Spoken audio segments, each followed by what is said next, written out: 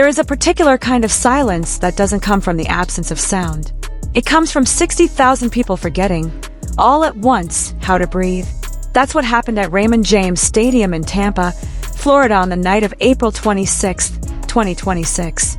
And the person responsible for it was ParkJimin. Let me take you back to that night, because if you weren't there, you need to understand what this moment was and why it's being talked about as one of the most quietly devastating things Jimin has ever done on a stage. Not one of the loudest, not one of the most technically complex, but one of the most devastating. Because sometimes the things that hit the hardest aren't the things you can explain on paper. They're the things you feel in your chest before your brain has a chance to process them. BTS was in Tampa for the North American leg of their Arirang World Tour. This was already a historic week by every measure. About 180,000 fans descended on the city across 3 sold-out nights at Raymond James Stadium. The city literally turned purple. Landmarks glowed for BTS. Streets near the stadium were closed. Tampa gave itself over to this moment completely, and honestly, who could blame it? This was BTS's first North American stadium run in 4 years. 4 years of waiting, of military service, of solo work, of wondering what the group would look like when they finally came back together at full scale in a stadium in America. And now they were here, all 7 of them. And the answer from the first night was clear. They came back bigger than before. Night 1 on April 25th set the tone. The crowd was enormous and emotional. RM told the audience that he couldn't imagine how much he had missed them. Surprise songs caught fans off guard. The energy inside that stadium was something reporters described as electric, disorienting, overwhelming in the best possible way. If you were there, you already knew the week was going to be something you'd be telling people about for years. But night 2 was different. Night 2 was when Jimin did the thing. Here's what you need to understand about the Arirang era and the context that makes this moment matter so much. BTS's creative direction going into this comeback has been deliberate about pulling back from the relentless, technically demanding choreography that defined their earlier work. HYBE's Bang Si-hyuk himself said publicly that he encouraged the members to present a new kind of performance. His words to BTS, as reported by Billboard, were essentially this: you already have the kind of aura that can command a stage just by existing. Standing still can be enough for artists like you. The music should be what's heard. That's a real creative shift for a group that spent a decade proving themselves through physical precision. BTS built their entire reputation, in part, on the idea that they never missed, never cut corners, never phoned in a single step. The synchronization, the power, the detail in their group choreography was always part of the argument. Part of why they were considered the gold standard. So asking them to pull back, to lean into stillness, to let their presence alone do the work, that's not a small ask. It's a philosophical one. And Jimin has always been the member where that conversation gets the most complicated, because Jimin's relationship with movement is not like anyone else's in the group. It's not even really like anyone else's in the industry. He came from a contemporary dance background before he was a trainee. He trained under conditions that were grueling in ways that still come up in interviews years later. His understanding of his body as an instrument, of movement as emotional language, runs deeper than choreography. When Jimin dances, even when the choreography is simple or restrained, there's always something underneath it. Some current of intention that you can feel but not quite name. Fans have been trying to name it for years. The best they've gotten is words like ethereal, like dangerous, like he's not fully here and not fully anywhere else either. So when the Arirang era asked BTS to pull back, Jimin pulling back looked different from everyone else pulling back. Because Jimin's restraint has texture to it, there's always the sense that there's more there, that he's choosing not to show you something. And that choice, that deliberate withholding, becomes its own kind of performance. Which brings us to night 2 in Tampa, and the moment that nobody fully expected, even though in hindsight it feels completely inevitable. Pied Piper was not in the standard set list for the Arirang World Tour. Let's be clear about that. Fans have been asking for it, waving signs requesting it, hoping for it as the tour moved through Seoul and Tokyo and then into Tampa. On night 1, Billboard reported that ARMY members in the crowd were holding up signs asking for Pied Piper, and the song didn't come. Which is its own kind of cruelty, if you know what that song means to this fandom. Pied Piper is not just a fan favorite because it sounds good, though it does. It is a fan favorite because of what it does. The song is BTS speaking directly to ARMY, and the message is almost antagonistic in its intimacy. They're essentially telling fans, "We know you're obsessed with us, we know it's not entirely healthy, and here we are anyway." It has always been one of the most deliberately sensual, deliberately disarming songs in BTS's catalog. And the choreography, particularly the choreography that Jimin brings to certain sections of it, is a big part of why. So when Pied Piper was announced as part of the impromptu stage on night 2, the crowd response inside Raymond James Stadium was immediate and enormous. Because they knew. Everyone in that stadium knew what was about to happen, and they still weren't ready for it. Jimin came out for that stage, and he was wearing the new costume that has already been discussed in terms of it being slightly lighter than the heavier pieces he wore in earlier tour dates. The flowing long blonde hair was there, which fans have been losing their minds over since the Ararang era began. The combination of the hair and his particular bone structure and the way he carries himself in performance creates an effect that people keep reaching for supernatural language to describe. Otherworldly, inhuman, a godlike aura, as one Korean media outlet put it, which sounds like hyperbole until you see the video, and then it doesn't anymore. And then the body roll. The thing about Jimin's body roll, if you have any frame of reference for contemporary dance and how difficult isolated spinal movement actually is when done at this level, is that it's not a trick. It's not a gimmick. It's a complete and total demonstration of control and release happening simultaneously in a single continuous motion through the body. Most people can approximate a body roll. What Jimin does is not an approximation. What Jimin does is the thing itself, executed with a fluidity that makes it look like the laws of physics have quietly agreed to make an exception for him specifically. In the context of a 60,000-person stadium, on an impromptu stage, in the middle of a world tour where the official creative direction has been restrained, Jimin doing that move was not something anyone could have prepared for.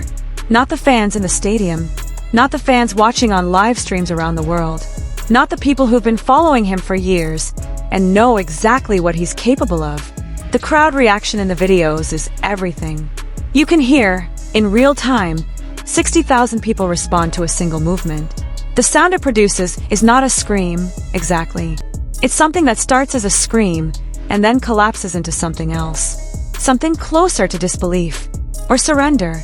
Fan accounts from Tampa Night 2 are consistent in describing the moment in terms that go beyond typical concert enthusiasm. People are using words like destroyed and didn't recover for the rest of the night, and I completely forgot where I was for a full 10 seconds.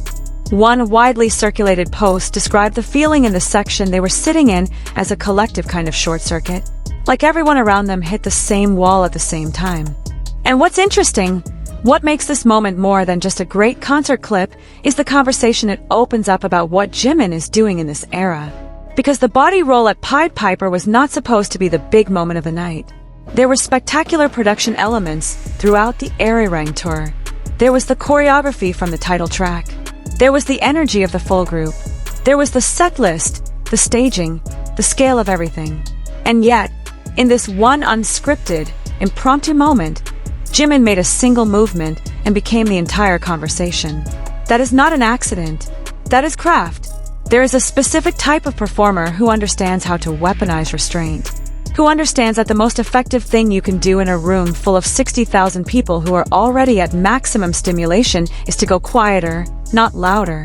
To get smaller, not bigger. To do one thing, completely, rather than 10 things at full volume. Those performers are rare.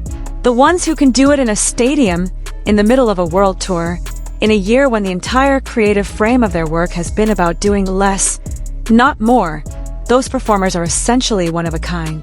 Jimin has been doing this for years, and the people who have been paying attention have been trying to explain it to the people who haven't. Now there's video from Tampa. Now there's the reaction of 60,000 people in real time. And now maybe the explanation is a little easier. Sometimes you don't need to describe what a performer does. You just need to show someone the crowd. The fan cam videos from the Pied Piper stage have already moved through social media at a speed that tells you everything about the intensity of the response. The freestyle sections from Jimin's earlier performances in Tampa, including the FYA stage on night 1 where he went completely off script during the choreography-free section, had already racked up millions of views before Night 2 even happened. After Night 2 and the Pied Piper moment, that number accelerated again. On X, Jimin immediately became the most trending individual male in the US music category following the concert. Not BTS as a group, Jimin specifically. In America, after one move in a song that wasn't even part of the official setlist. That's not fandom statistics. That's a cultural event. It's worth stepping back for a moment to think about what this tour means in the bigger picture, because the Pied Piper moment didn't happen in a vacuum. It happened in the context of a comeback that is already one of the defining stories of 2026 in pop music. BTS returning after 4 years, with an album called Erarang that debuted at #1 on the Billboard 200 and produced a #1 Hot 100 hit in Swim, in a world tour spanning 85 dates across 34 cities, is a story about persistence and identity and what it means to come back to something after you've been forced to step away from it. For Jimin specifically, this comeback is layered with that meaning. His solo work during the hiatus, his continuing presence in the cultural conversation through his Dior ambassadorship, and his various collaborations, his co-writing credits on the Erarang album, all of it built toward this moment of him being back on a full BTS stage in front of a stadium crowd. And everything he's brought to this era, the hair, the restraint, the deliberate quality of every moment he chooses to give the audience, feels like the product of someone who has been thinking very carefully about what he wants to say and how he wants to say it. The body roll at Pied Piper in Tampa is one sentence in that statement, but it's a sentence that landed like a paragraph. After the show, the conversation online moved quickly from reaction videos to deeper discussions about what people call the Jimin paradox. The idea that no matter how many times you've seen him perform, no matter how well you think you know what he's capable of, he retains the ability to catch you completely off guard. Fans who have been following him since the early BTS years and who have watched every concert film and every live performance multiple times were in the Tampa crowd saying the same thing as people who were newer to following him. That they weren't ready. That they still aren't ready. That being ready, apparently, is not something that's possible where Jimin is concerned. There's something else worth talking about that gets lost in the immediate wave of reaction content, and that's the question of what it actually costs to be Jimin in a moment like that. Because the spontaneity you see on screen is built on something invisible. It's built on a kind of baseline discipline and physical readiness that doesn't just exist on its own. Jimin didn't arrive at Tampa Night 2 and happened to pull off that body roll because he was feeling it that evening. He arrived able to pull it off because of everything that came before. The years of training, the solo album cycles, the performances he gave during the hiatus that showed how seriously he was developing as an individual artist, even when BTS wasn't touring as a group. The Dior stages, the live sessions, every single moment he spent keeping himself sharp and present as a performer while the world waited for the group comeback. That preparation is what makes the spontaneity possible. And understanding that changes what you're seeing when you watch the clip. There's a version of this story that frames the Tampa body roll as a moment of pure instinct. And it was instinctual, in the sense that it wasn't rehearsed for that specific stage on that specific night. But instinct at that level is not random. It's accumulated. It's the physical memory of thousands of hours of work expressing itself in a single unguarded second. What looks effortless always has a price. Jimin has been paying that price since he was a teenager auditioning for Big Hit with no guarantee of anything, and the result of that payment is a body that knows how to move through emotion the way most people know how to form words. Without thinking, without hesitation, just directly and completely. That's what Tampa Night 2 was. Not a trick, not a highlight reel moment calculated to go viral. It was a person who has spent his entire adult life learning how to translate feeling into movement, doing exactly that, in front of 60,000 people who felt every word of it. And there is one more thing. Something that keeps coming up in the longer fan discussions post-Tampa, and it speaks to something that I think matters beyond just this moment. People keep pointing out that Jimin could have coasted. The Erarang era, with its emphasis on presence over precision, would have given him cover to pull back further than he did. Nobody would have called it a failure. The album was already a success. The tour was already historic. He had already done more than enough. And yet, on an impromptu stage, performing a song that wasn't even on the schedule, he reached for something more. He always does. That's the thing about him that no amount of analysis fully explains, but that every person who watched that body roll in Tampa felt immediately. He doesn't perform at the level the moment requires. He performs at the level the moment deserves. The Tampa concerts wrap up on April 28th, and then the North American leg of the Arirang tour continues, heading to El Paso, and then across the rest of the continent. But the conversation from night 2 is not going to quiet down anytime soon. Because what happened in that stadium when Jimin moved is not the kind of thing that gets forgotten quickly. It doesn't matter how many times you watch the video. The reaction doesn't diminish. Because you're not just watching a dance move. You're watching someone remind 60,000 people, all at once, of something they already knew but had briefly forgotten. That there are artists who exist in a category of their own.